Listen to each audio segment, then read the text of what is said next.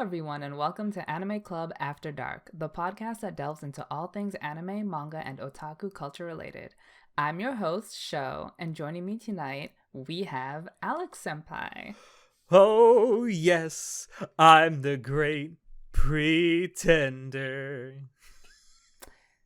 Yes, you are the great pretender, but we have to drop the because we're talking about just Great Pretender, the anime, which I'm pretty sure me and you really enjoyed. So this will be a treat to talk about. It is. It's going to be a hell of a treat to talk about. I was talking to you before we started recording. It's like it's been a while since I actually had this much fun watching an anime series, like, cover to cover. Yeah, definitely. So it was released on Netflix, which means they did like 12 episodes at a time. And let me tell you, it is 100% binge worthy. Oh, 100%. Like it doesn't quite have cliffhangers, but it really gets you invested, especially in the characters and all the stories and all the twists and turns. Like, I really enjoyed this. Yes. I was gonna say, how binge worthy it is. Like, so I had started watching it at the end of last year, around beginning of November, and then at the end of November in 2020, the last 9 episodes came out. Because it was really weird because the series itself is divided up into cases, and there's 4 cases, and then they released the first 3 cases essentially as a season 1. And then season 2 was the final case. It was really weird. But anyway, yeah, I watched it at the end of last year, and then knowing that we were going to be recording this at the beginning of this year, I was like, you know what? What the hell? I'm going to rewatch it over the last couple of days. And that's what I've been doing before we started recording. Yeah, I rewatched the first season as well, and surprisingly, the one con that didn't make sense to me made sense to me once I rewatched it.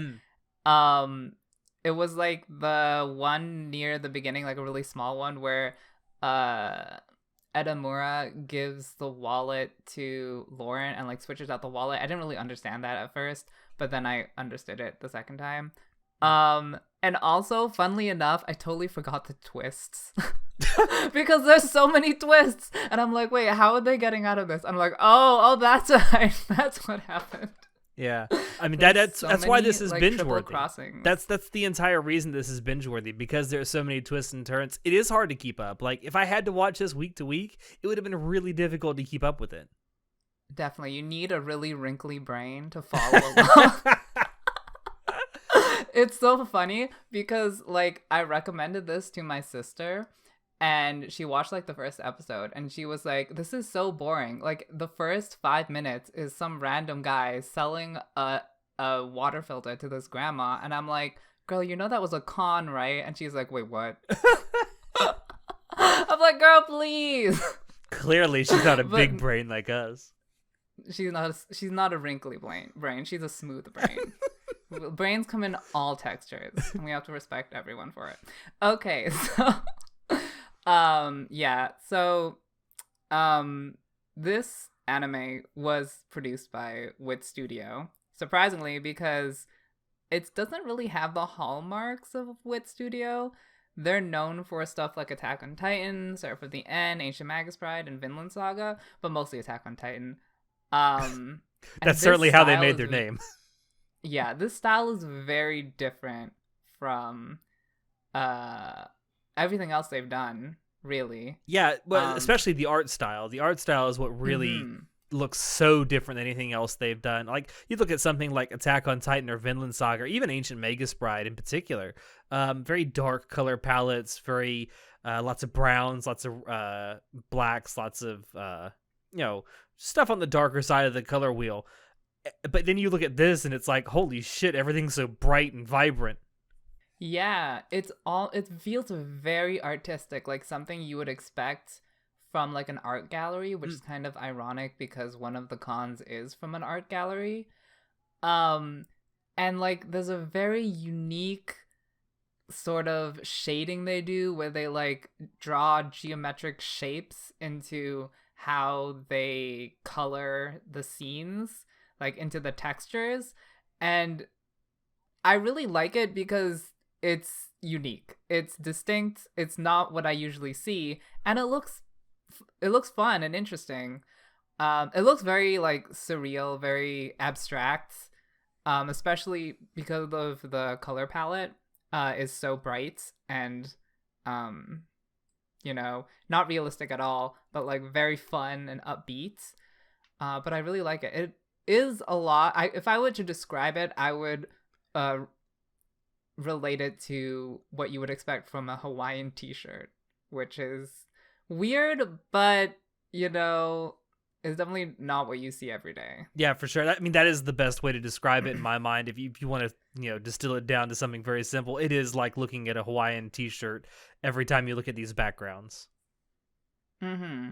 It's also proof that, sometimes more isn't more. Sometimes less is more. Like, there's not a whole lot of detail in these backgrounds, but yet it works. I don't know. I wouldn't say it's not that deep. Well, I see what you're saying. It's like it's very artistic. It's not very like realistic. Yes, yeah. There's not a whole lot of realism when you look at the backgrounds in this anime, but it still works. And like that's what I mean when I say like less is more in this case. Like you don't have to have these, beautiful meticulously created backgrounds where you're, animating every single blade of grass to make it look as realistic as possible. Like this just, like you say, it's made up of, a lot of the times the backgrounds are just basic geometric shapes, and it's like, it looks cool. Yeah, it especially works because this is a show that is very like lighthearted and there's a lot of comedic moments. So the background kind of reflects that like lighthearted, like not too serious vibe of it. Yeah. Speaking of the visuals, we can talk about the character designs, which are largely like simple. They kind of remind me of what you would get from watching anime films. Like it's not too intense, but they were nice to look at. Yeah. They were okay. Yeah, they're definitely simplistic. I mean, there's not a whole lot of like subtle expressions like with the face, and the designs are just kind of, they almost remind me of Code Geass in a way, because everyone's kind of tall and skinny. It is true. They are quite skinny. They're not many bulky people. But honey, who can say no to twinks? So who can really say no to twinks? Honestly, that is a reason why I was interested in watching this show. Oh my god. Because the main character was a twink. You can't blame me.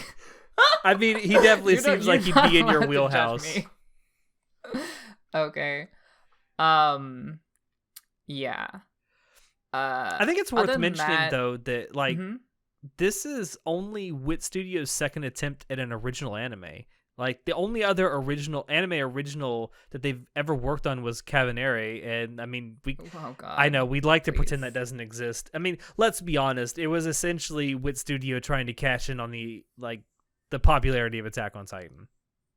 Honey, I hate everything about that. Please. I just want to forget it. It's funny because when it was airing, a lot of us were praising it, and then like halfway through we're like, what is this shit? Yeah. I hated it from the beginning, but everyone else learned to hate it by the end.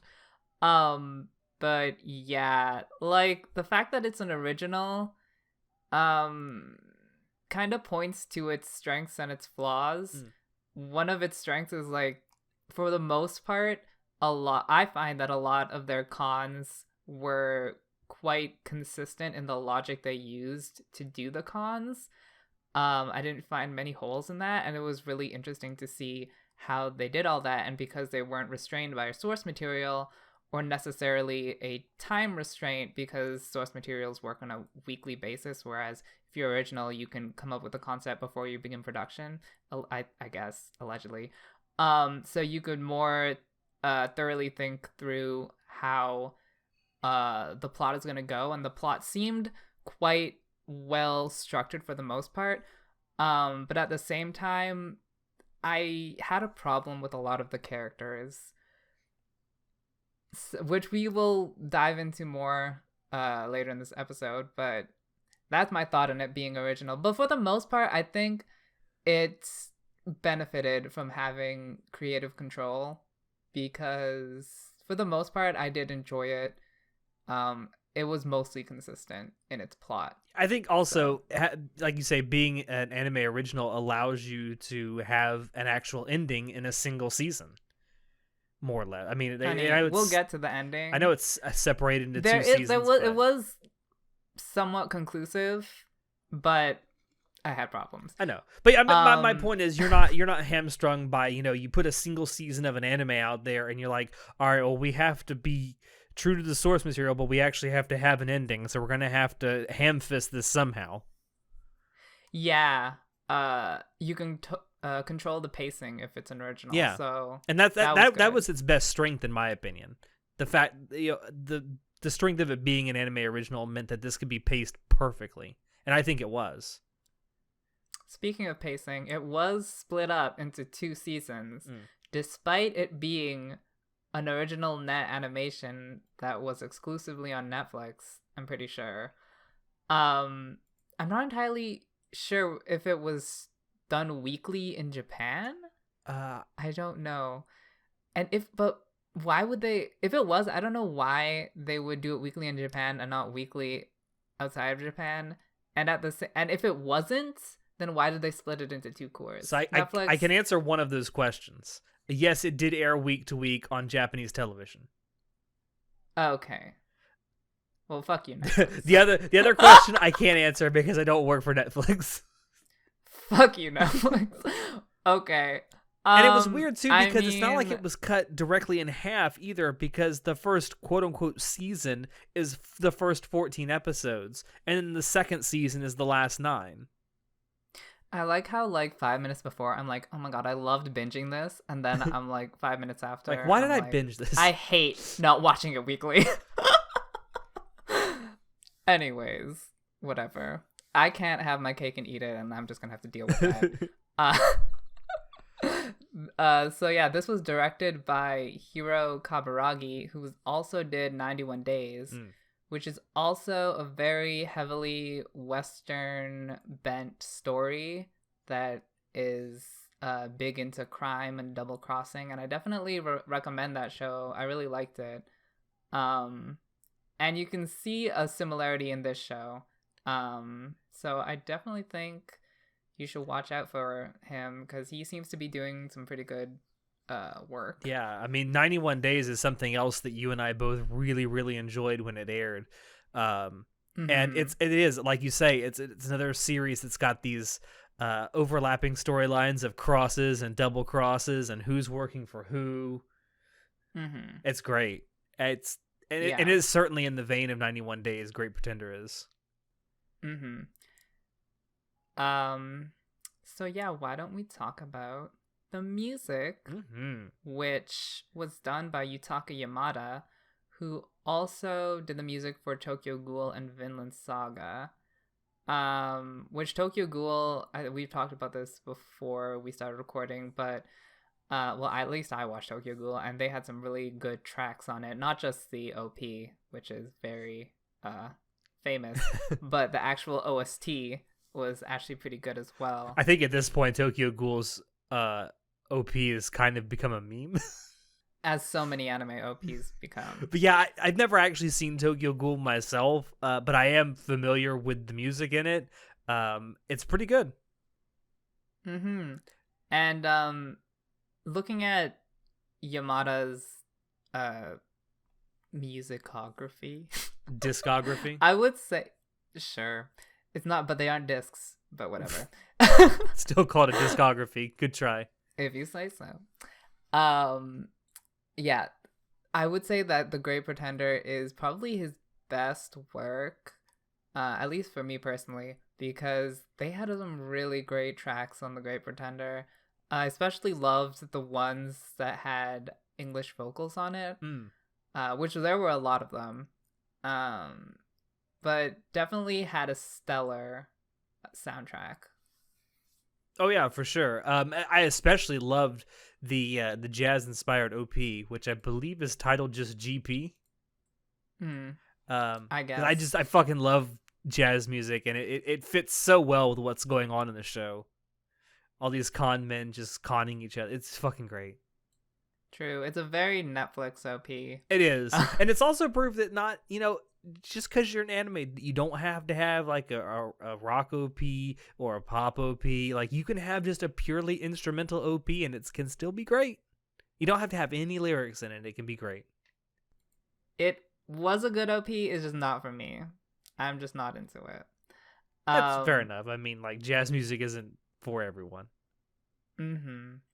And the ED was The Great Pretender by Freddie Mercury. Yes. So, you can't.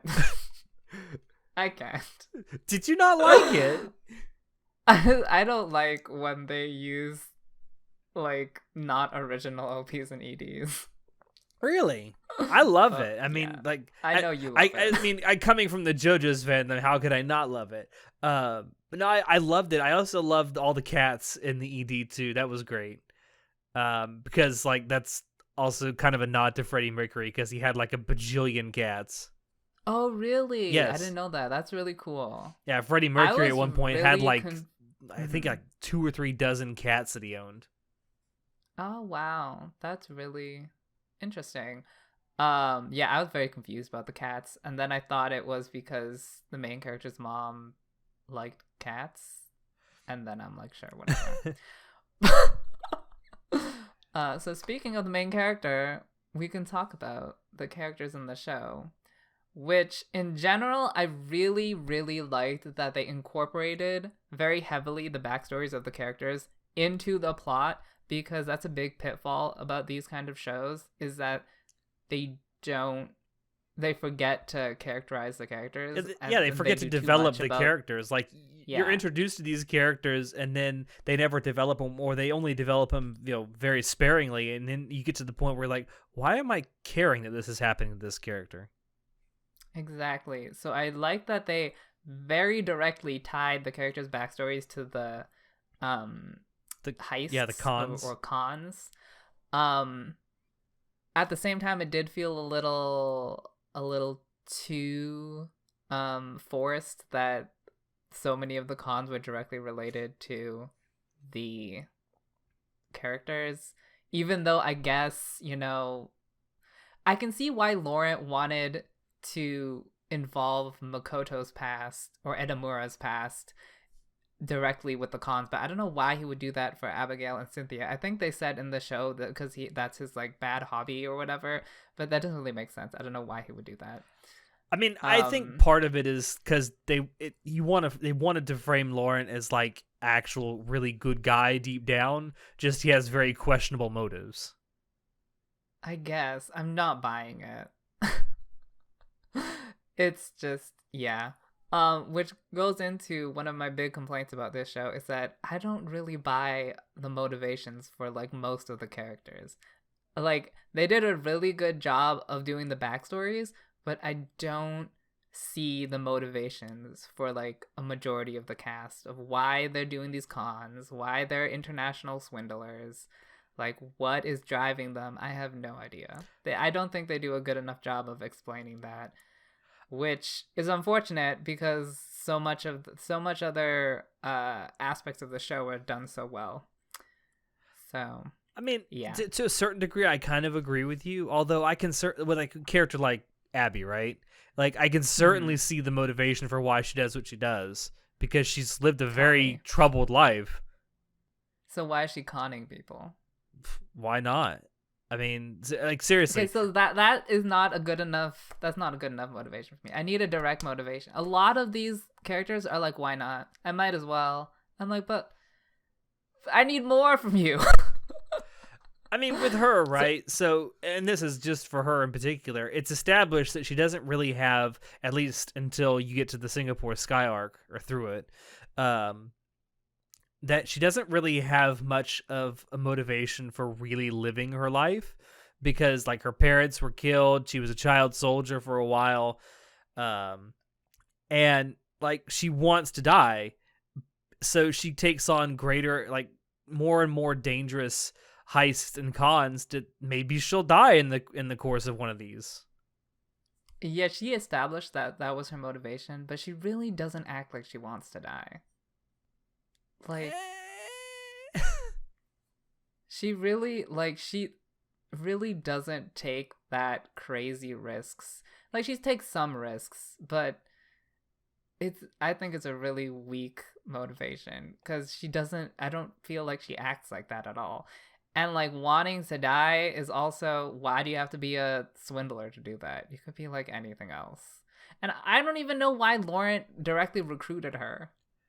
Like what's special? Apparently her special talent is that she is a good fighter. Well, yeah, that's very well established. She's like a good, she's really good at, you know, holding her own in a fight, which I assume would probably be useful to a group of con men and women. I guess so, but I don't like that there's like no specific reason why Laurent specifically chose her out of like everybody else. Yeah, I will say of all the people that are recruited into his little group, she probably has the reason for being recruited making me question it the most. And like if her specialty is being a fighter, she doesn't really use her specialty that much in the cons. Like she never like shakes down the people, or as like when they're in a tight spot, she's the one that like kung fu's her way out of that. Yeah, I mean she's good at getting away. She's good at using her physical abilities to get away from, you know, and get out of sticky situations. I know, but a lot of the other people are also true really good. She doesn't shine. I don't know what she she has no specialty. Everyone else is also a good fighter. Her motivation is very vague. I'm not a fan. I would definitely agree with you that her reason for being recruited is probably the most vague for sure. So anyway, what were you gonna say? Oh, I was just gonna move on to the main character, Makoto Edamame. Edamame. I love that nickname, by the way. Edamame is an appropriate nickname because he is definitely a snack. So he has like an interesting characterization, like his history with his father before we realize who his father really is. Like what he thinks his father is. It kind of he's like a wish-washy kind of character where he wants to be an upright citizen because his father taught him about morals, but also he's kind of been put in a shitty spot in life because, you know, his father was charged with child trafficking. So he's put in a lot of situations where he's given opportunities to become a swindler. So he's like, I want to live a good life, but also it's very convenient for me to swindle, but also I want to live a good life, but also I swindle. It's like... And it does seem like every time that he tries to live like a straight life, he gets put in a situation where it's like, all right, well, you got to swindle people now. Yeah, like it just doesn't make for a character that I can root for because he just doesn't pick a side. He just is like a little bit of this, a little bit of that. He just doesn't choose what kind of person he wants to be. He's out for himself, like a con man. His moral code is very like... It's very gray, which is, I think, is something you can say about pretty much every character in this show. They're more well, except for maybe a few who are just generally bad people. A lot of the characters that, you know, get introduced have very gray moralities. Like, they'll do some good things, but then they'll also do some bad things, and some of the bad things they do can actually be justified. I guess that's definitely a theme that's through the whole show, where it's like good and bad things are like intertwined together. Yeah, I mean that's one of the great things about this show to me is what made it so fun to watch is just how like there's no real hero in this show. Like all these characters are kind of messed up in their own way. Yeah, it's interesting that like the premise of the whole show is like conning villainous people, which does that make it right or is it still bad? Yeah, I mean that's a good philosophical question. It's a good basis for a story like this because if you're doing something bad but it leads to something good, does that negate the fact that you did something bad?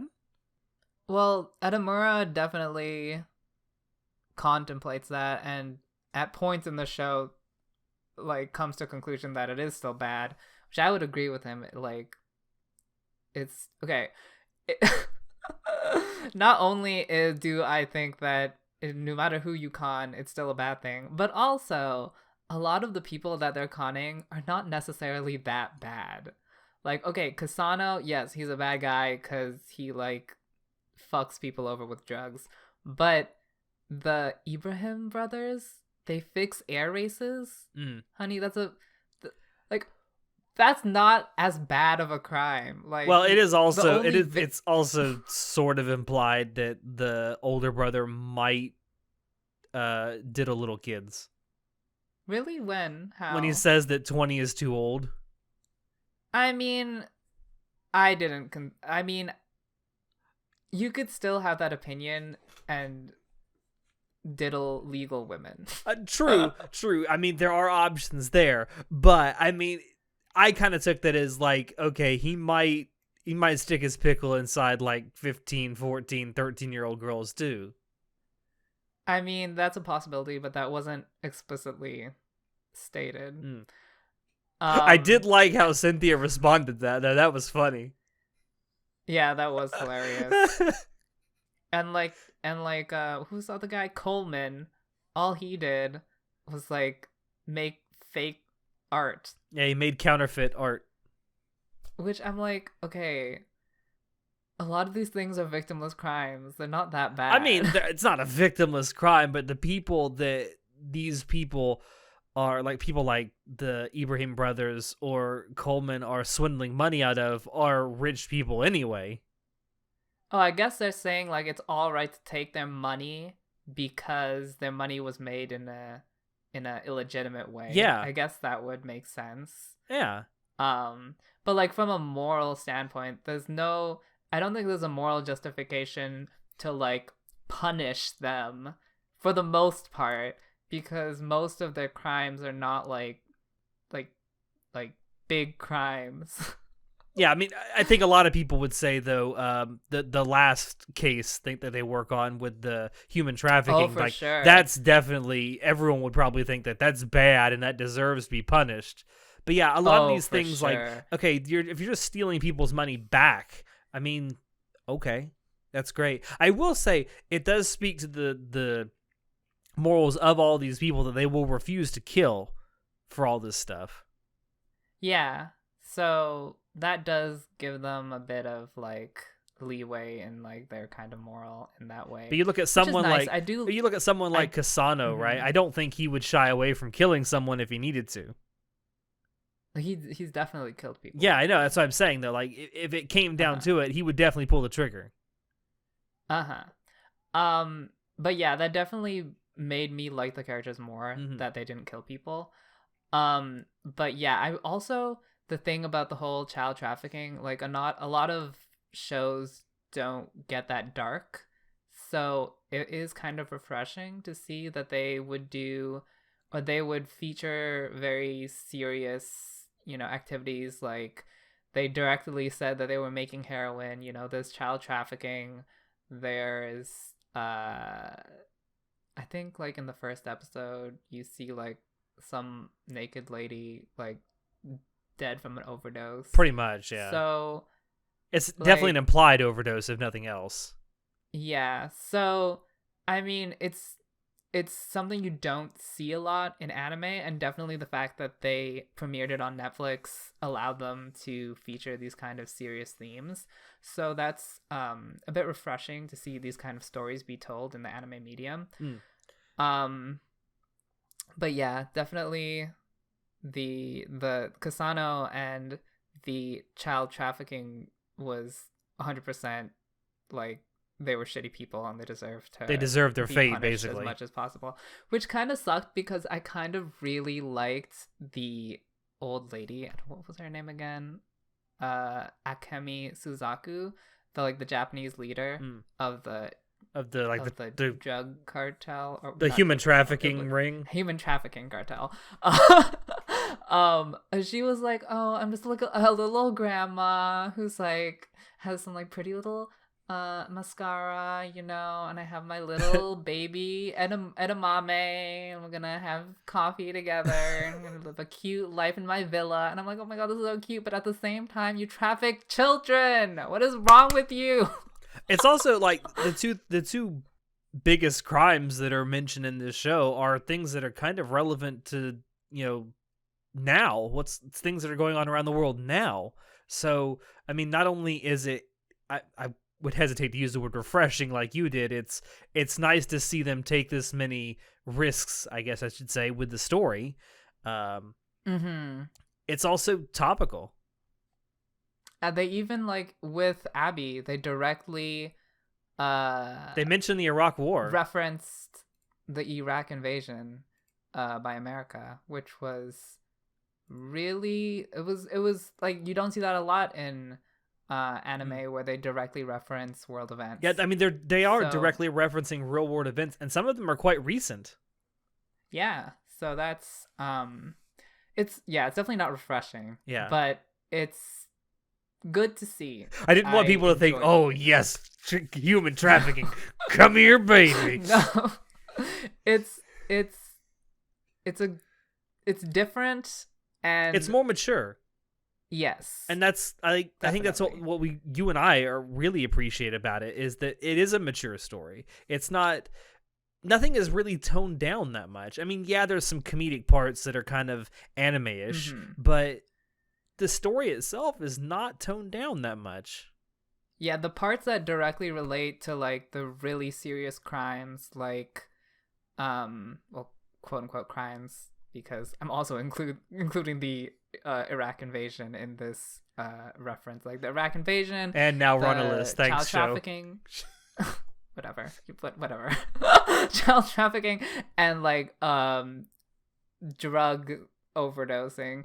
Those major crimes are treated very seriously with the not respect, but with the sensitivity that those kind of things require. Despite this being a very lighthearted show, they were able to switch into being serious at the appropriate times, at the appropriate levels. So I think that they incorporated these elements really well. I think that's down mostly to how well the show is written, especially with the dialogue.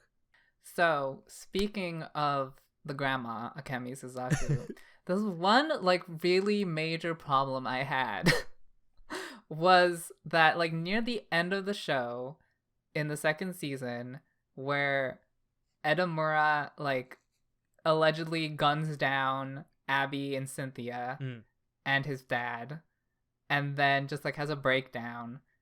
So he believes that he shot those people, and he believes that the con is over, but he still stays with the child trafficking ring.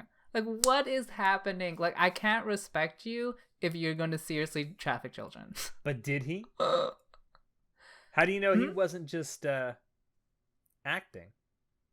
That is a possibility, but I believe Laurent said that he didn't tell Edamura. He didn't let him in that this was all fake. I mean, that's also something that plays into a lot of these cons, that Edamura isn't given the entire details of what's going to go on, and that makes his responses, or his reactions to what's going on, so much more genuine, because he doesn't realize until after it's over that it was all set up to be this way. Which, and they actually reference that specifically. It's you're so good at doing this, we don't tell you all of it. Yeah, they didn't explicitly clarify whether Edamura knew or didn't know that this whole thing was a con. And that makes me uncomfortable because I cannot respect you as a character if you're going to seriously traffic children. And maybe that's kind of the point, that you're not supposed to be comfortable as the person watching this. No, but I want to respect the twink. You just want to see like fucking lewd art of him. Listen, they gave a lot of service of Edamura. The amount of times that he was in his underwear, honey, I can't count with both my hands. It sounds like you're only counting with one hand right now. Oh, for sure. So the other major characters were Cynthia. Oh yeah, I love how they pronounce her name. Which we had the whole backstory with her old boyfriend, which was, I liked all the backstories. All the backstories were super interesting and definitely riveting to watch. Yeah, but like I also liked how when they started doing the flashbacks, when they were talking about the backstories, like there was the first time it happened, it took me aback because I'm like, wait a minute, is this happening right now? It's like, oh no, this is a flashback. And then I liked how they kind of interwove the flashbacks into the telling of the story that was actually going on. I was especially confused with Cynthia because she looks the same. But I definitely liked how they incorporated the flashbacks. I almost forgot this. I wanted to talk about this earlier. I'm glad that you brought that up. So something else that this thing did, and I 100% credit the people who came up with this idea, because this is how you should do it. I mean, in this story, there are people speaking multiple languages, right? Mm-hmm. But it's heavily implied that when the con artists are speaking to each other, they're speaking English to each other. But they're speaking Japanese.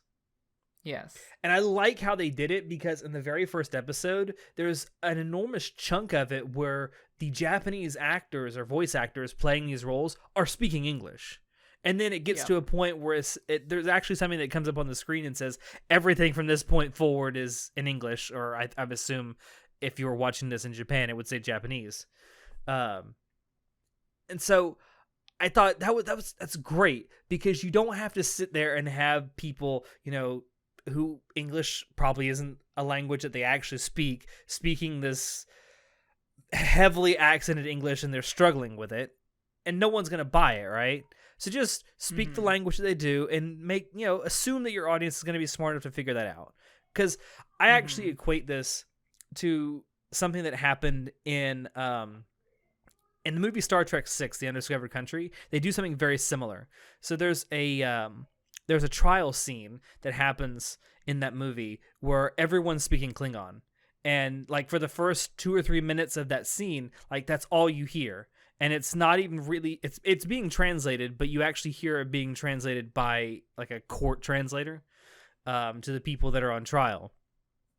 And only after about 2 or 3 minutes of that, then everyone starts speaking English. And it's because it assumes that your audience is going to be smart enough to figure out, oh, we're just doing this to help you, the audience member. Yeah. There's a lot of anime that just do that without like starting off in English, and they're like, you're supposed to realize that they're speaking English because this is set in England or wherever, an English speaking country. And then a lot of people are like, it doesn't make sense, why is this being Japanese? But whatever. But then the flip side of that is like a show like what's that show about terrorism that everyone makes fun of? Terror and Resonance. Yes, where like these people are supposed to be working for the CIA, and they can barely speak English because they're forcing these voice actors who cannot speak English to speak English. Yeah. So like in this show, when Cynthia spoke English, I felt like it was like really well pronounced, but I felt like it was a different voice actress. It may have been someone who was English may not have been their native language, but maybe a second language, and they were fluent in it. And they just happened to sound like the voice actor. I also found it funny that like a lot of the French was better pronounced than the English. And also, like, when they're in China, they're speaking Mandarin. That was cool, too. Yeah, I couldn't tell you if that was pronounced well or not, but I'm not going to even try. I can't tell. I just thought Really that was can't. something that was really great that they did that, and it definitely it's one of the better ways to handle something like this, where obviously your characters are supposed to be speaking a language other than the language the audience of which it's intended, but you just kind of have to suspend disbelief. It's like in 91 Days, like, it takes place in America during Prohibition, but they're all speaking Japanese. So you have to suspend disbelief. It's like, oh, they're actually speaking English. Yeah. They definitely, although obviously they didn't do the whole show in English, they definitely tried and did like some lines in English, some lines in French, some lines in Chinese. So I definitely give them props for like sprinkling that in there, because that kind of adds to the atmosphere. It does. And, like, lets you really get into the story. I definitely wanted to bring that up while we were talking, though, because it was one of the things I was so impressed with. Totally. Sorry to completely derail what we were talking about. No, it's fine. But yeah, Cynthia as a character, I don't know. I liked her backstory. Oh, I remembered. She's also fucking hot. I'm sorry, what? Isn't she like... Okay, I'm not gonna... Listen, anyways, older women can be very attractive. Okay, that's great. I really love the moment. I think I like almost cried. The moment when Thomas gives her a drawing of a ring. Oh my god, that was so romantic. I died. It was so cute. I mean, hey, if you can't afford a ring, draw the ring, I guess. Honey, the drawing is worth more than any diamond. That was really cute, and I thought that was a very, like, if someone did that for me, I'd like, that's really amazing. I love you. I know, right, honey? You want these panties to drop to the floor? Draw me a ring, honey. Draw me a ring. And then the last major character was Laurent. Which I guess we learned more about him in the last arc. And I was really, like, I was waiting for it too, because, like, we got to the last case and I'm like, are we ever going to find out why Laurent does what he does? And I'm like, like 2 or 3 episodes in, they're still not doing any kind of backstory, and then boom, there it is.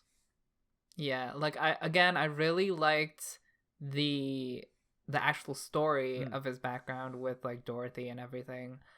But I still don't understand him as a character. Like, I still don't understand his motivations.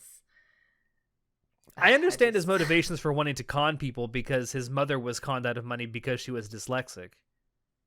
Yeah, but they didn't directly say that. They didn't say it, but I mean, it was pretty obvious that's what happened. Well, what happened was that Dorothy invited him, and he's like, why not? It's like you say, that's a lot of people's motivations in this show. Like, why not? Which I don't like. I don't like that. It's just, why not?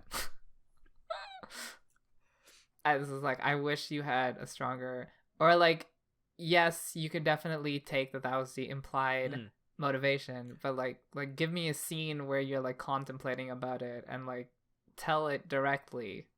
I would like. True. So But I mean, would like them to be more explicit with their motivation. If nothing else, you can understand why Laurent would want to get revenge against people who are shady. I mean, sure. I did think, though, that the whole story about him and Dorothy was actually really good. Yeah. Like, he broke the one rule he wasn't supposed to. He was supposed to always follow. Don't fall in love with one of your fellow godmen. Was that a rule? I guess the rule was that we're all lone wolves. Yeah, and that's like, I'm sure that would kind of fall under not being a lone wolf, falling in love with one of your heist mates. That's true. I really loved Dorothy. She's just so much fun. Is it because she reminds you of Nicki Minaj or something? Oh my god, yes. No. She's also like, I like her because she's like a crazy lady that's like, She's like a thrill seeker. Like Dorothy, it would make sense if she wanted to die because she's like throwing herself out there, like let's go crazy, let's do some crazy things. She's let's an take adrenaline all the slut. risks.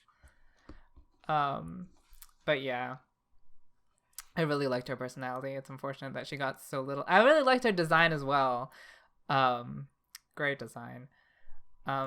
Which I find interesting because like they clearly made some choices with the design that are very racially inspired. Which I don't know if it's appropriate or not, but I found it good because they made it look natural and they made it look like unique. It looked good. A lot of other anime that make racially inspired character designs don't look good. They look like they're conforming to a stereotype, perhaps. Yeah. I wanted to bring that up too because like if you look at the cast of characters, it's diverse. I hate using that word, but it's diverse without being pandering because like these characters' races are never mentioned once. I mean, their nationalities are mentioned, but their races really aren't.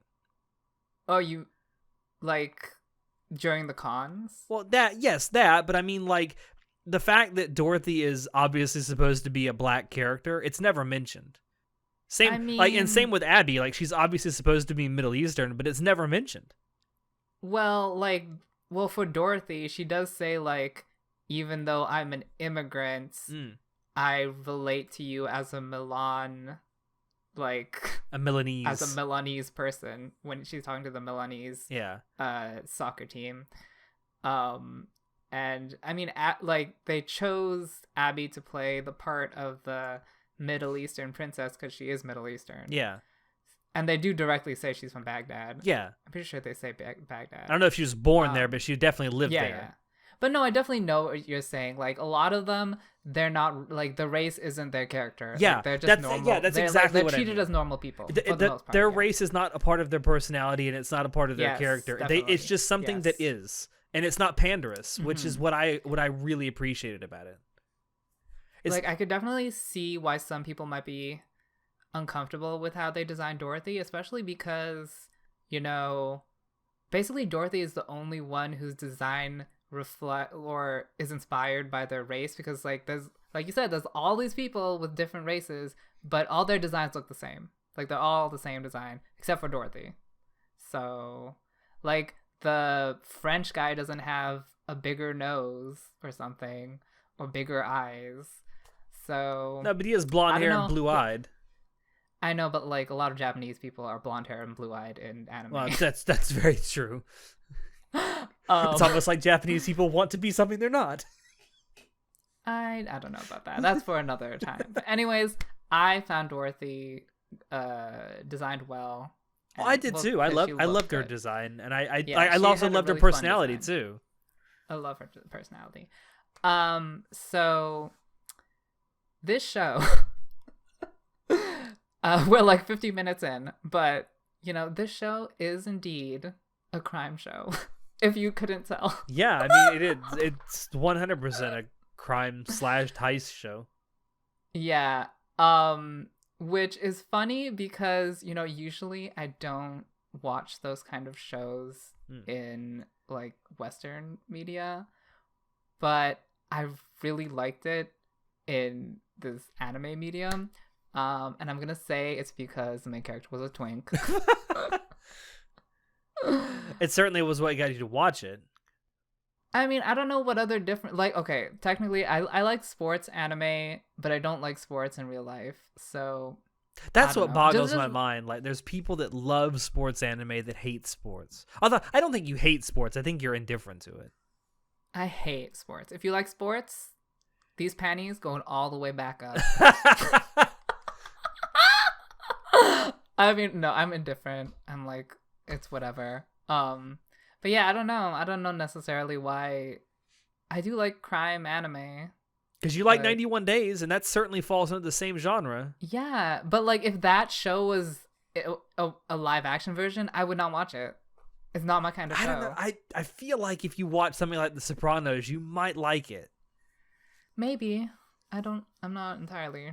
Probably not though. There's no twinks in that though. But yeah, like it's definitely, as a crime heist kind of show, it definitely does its job really well, because I find a lot of the cons, like we've said before, are creative. They definitely require wrinkly brain, and I love wrinkling my brain. Honey, I do. I love anime, or just stories in general, that make you think, that and that don't spoon feed everything to you as an audience member. Like, I fucking love that. I mean, it's one of the reasons that I love something like the Monogatari series. It's a show or a story rather, that's not presented to you in a chronological order, and it makes you figure out things for yourself. Kind of the same thing with this. There are a lot of things that are presented out of order, and you kind of have to put some of the stuff together yourself. Although that's not entirely the intention. I feel that's more of a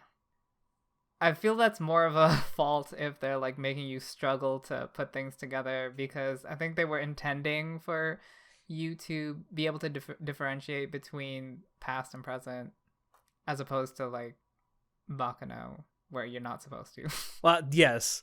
I mean, in Great Pretender's case, I thought that, like, except for like what you said with Cynthia and Thomas, like, it was a little difficult because she did look very, very similar when she was younger to when she was older. And it did take probably about half of the episode where that story, that flashback starts, for me to realize, oh, this takes place in the past. This isn't actually happening right now. Yeah. I would say that's the only one where I really had a difficult time realizing that it was in the past. I would say the other stuff makes it kind of obvious, at least after the first minute or two after the flashback starts, that it takes place in the past. Yeah, definitely. And I don't know, why couldn't they have just made Cynthia's hair different? I mean, come on. Because, I don't know. I have no idea. But yeah, speaking of the actual heists, we can talk about... Which one was your favorite? The actual heists. That is a good question. Maybe... I mean, the last one where they did the whole, like, company takeover between the Japanese and the Chinese child trafficking companies was definitely the most flashiest one. Yeah, and it was certainly it was certainly a long con. Yeah. I guess my favorite one might be the Ibrahim brothers, because I really like that they put the color changing film on the glass. That was really cool. That was very clever. Yeah, I love how they they showed in the anime the TV screen of I believe Clark winning, and then after a bit they cut to the underground casino where the same TV screen was showing Abby winning. Yes. And then the fireworks were purple, and I'm like, that's pretty cool. That's where I'm just looking back like, yes, you did it. Yeah, that's pretty cool. I also love that. I love that one because, like, it showed off the city of Singapore, and it's a place I've always wanted to go, and they make the city look awesome. Yeah, I was very curious. Like, there were these CG, like, I don't know how you describe it, like upside down vase constructions where the airplanes would weave between. Like, is that a real place or something? It is.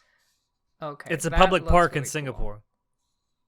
Oh, okay. That looks I forget really what it's called off the top of my head, but I have seen pictures of it. And that hotel that they are in that has like the giant surfboard looking thing on top, that is also real. Oh, that's pretty cool then. But yeah, all of the cons had like a little twist to it that I really liked. Like the first con, the Sakura Magic con, the twist was that the FBI were in on the con. That was pretty cool as well. The fake FBI? Yeah. I like that. And I mean the con with Coleman was not as like twisty. That was the one that was the most straightforward in my opinion. Yeah. I mean the only quote unquote twist was that they made Coleman bet on bid on the auction instead of Farah. Mm. Which is like, okay, I guess. I mean, the biggest part about the whole Coleman arc was really the backstory with Cynthia, which was really really entertaining to watch. So I did still like that arc.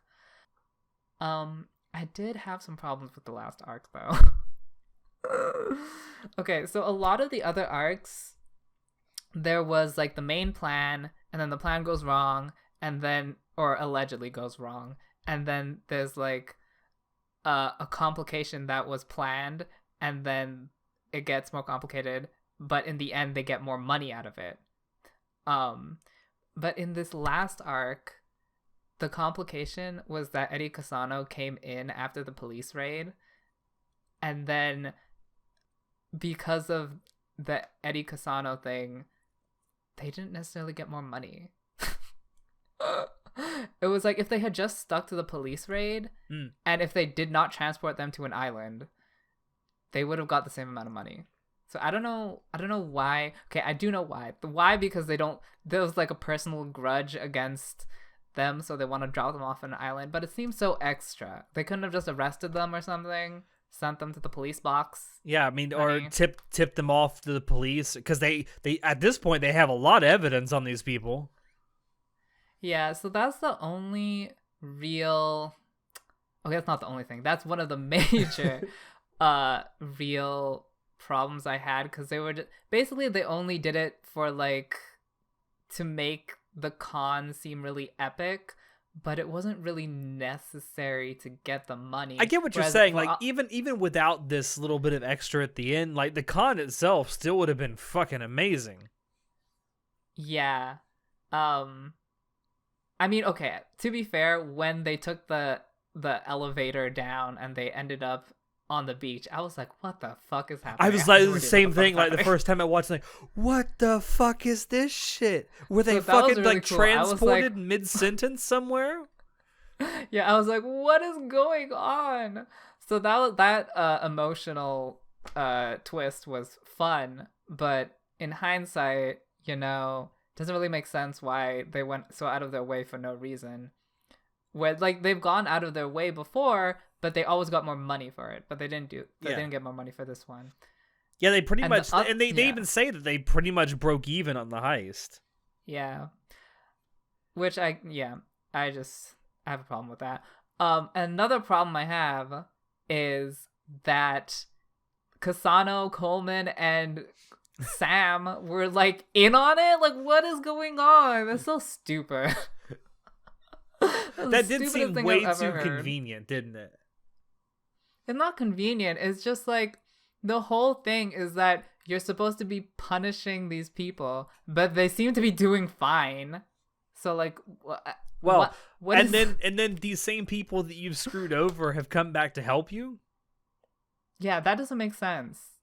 And like, the whole theme is that like you're doing a good thing by taking down bad people. Like, Cassano is like killing people by getting them addicted to drugs, and you're just like, oh yeah, we're just gonna work together, buddy, Cassano. What?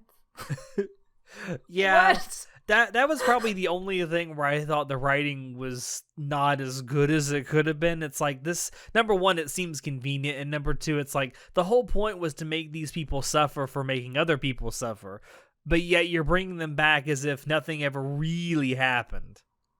It's almost almost like a pseudo reset switch.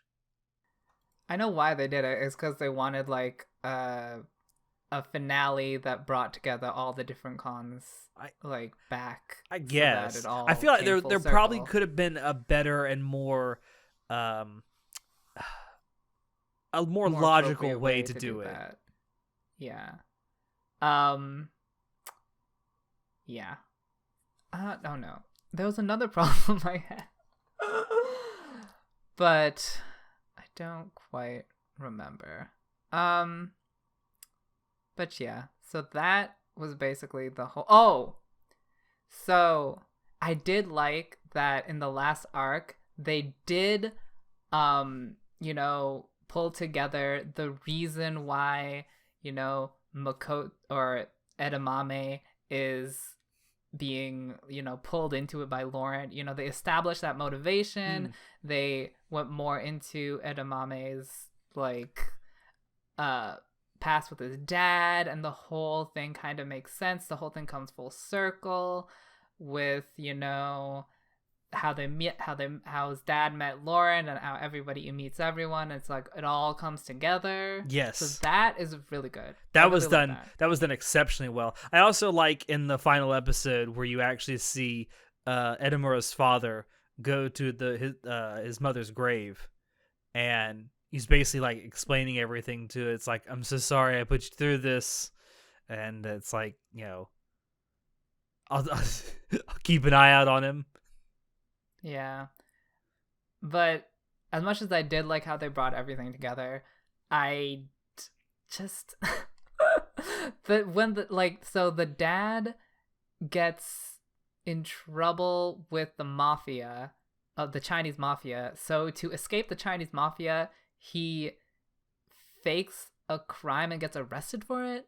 Okay, that was like a little much. That was that could have used a bit more, explaining, but like that was just like thrown out in a one line. It's like, by the way, I faked a crime and got arrested for it to escape the mafia. I'm like, okay, that's just a lot happening that is not quite explained fully, but okay. So I had a problem with that.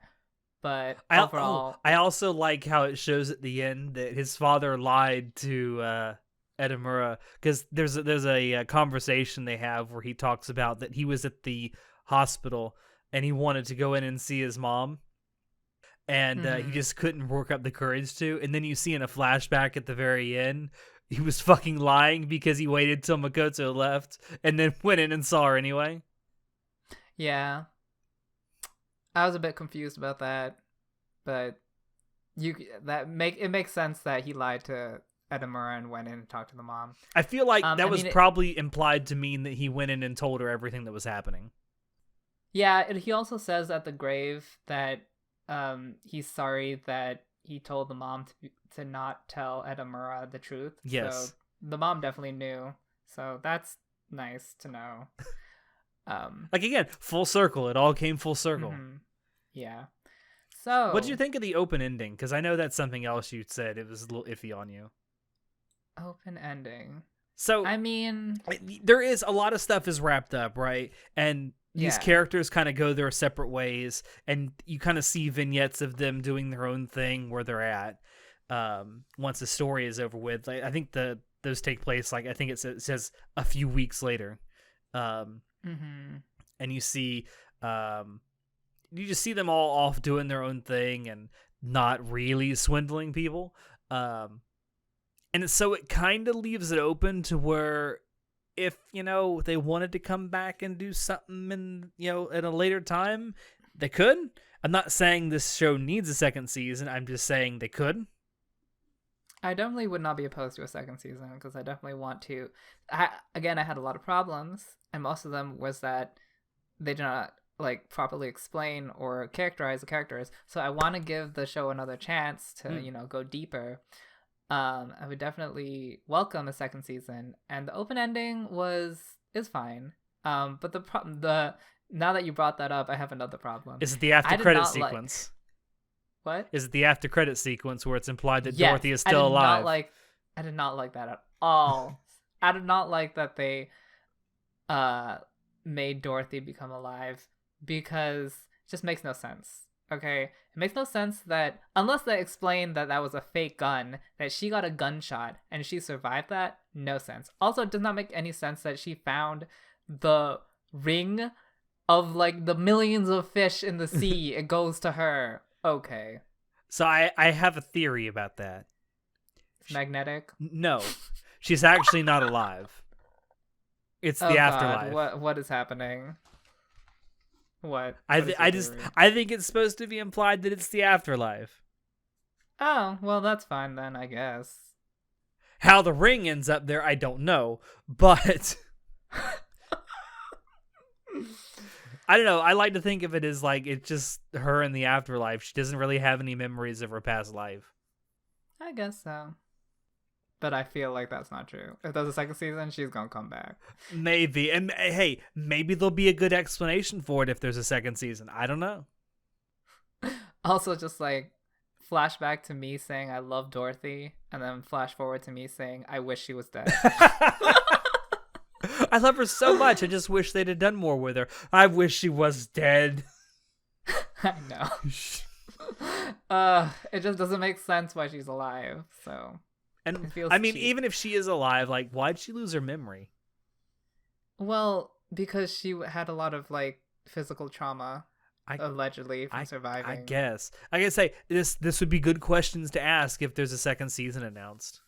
They're gonna have a lot of splaining to do.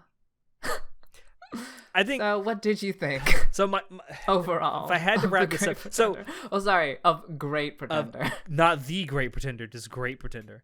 It's just any old Great Pretender. I kind of said this at the beginning, but I'll say it again. Like, despite the flaws, and it's not perfect for sure. This show was probably the most fun I had binging an anime in quite a long time. It kind of made me remember back to the times when I used to go way late into the night because I got hooked on something. Just had to keep watching the next episode, just to see what would happen. And as much, again, as some of the characters I had issues with them, just like you did. They were all memorable to me in some way or another. And I would like to see some more from some of these characters if we can in the future. Overall, I'd say if I had to give this anime a numerical score, I'd say it's a pretty solid 9 out of 10 for me. Mm-hmm.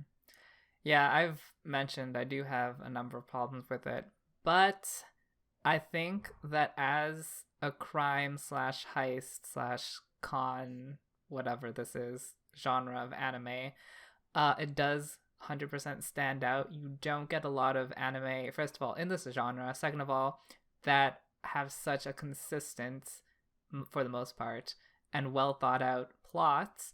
And I did really enjoy following along with all the different twists and turns and how they, end up conning these people out of hundreds of millions of dollars. It was extremely fun watching all that happen. I love, massaging my brain, trying to get it a little wrinklier, trying to, use my 3 brain cells that have been really strained because there's only 3 of them, but we have to work them out. You have to exercise your brain. I definitely like shows that make you use your brain. And this was one of them. And I also really loved how well they did the backstories for the characters, even though I'm a bit iffy on their specific motivations. But just because I feel like it's a super standout anime in the very specific things that it does, I'm definitely going to give it a 9. It's 100% not a 10 because I had too many problems with it. But these aren't necessarily, well, for the most part, they're not necessarily problems that cannot be fixed with the second season if they go more into the characters. Yeah. And, convince me more. Or maybe not even a whole season, maybe just some OVAs that deal with specific characters. Or a film or something. Yeah. But, like, not from a critical view, from just, like, pure enjoyment. I had a ton of fun watching this. I couldn't put it down. It was very addictive. And yeah, it was like a really good time. So I definitely, I'm really glad that I watched this because. Would you say it's a contender for Anime of the Year 2020? Oh, for sure. Me too. A lot of that is because 2020 is sparse as fuck, girl. That's true. That is very true. It's going to be interesting to see what happens with her award show this year. Oh, God, girl.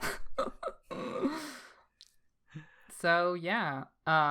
Thank you all out there for dropping in to listen to us. Check the description below to find links to Anime Club After Dark on Twitch, social media, and Discord. Check out our merch store and our affiliate links as well. Any purchases there will really help us out. And with that, I've been your host, Sho, and we will see you next time. Say goodnight, Alex. Hey, Sho, where's your wallet? Shit. You motherfucking bitch.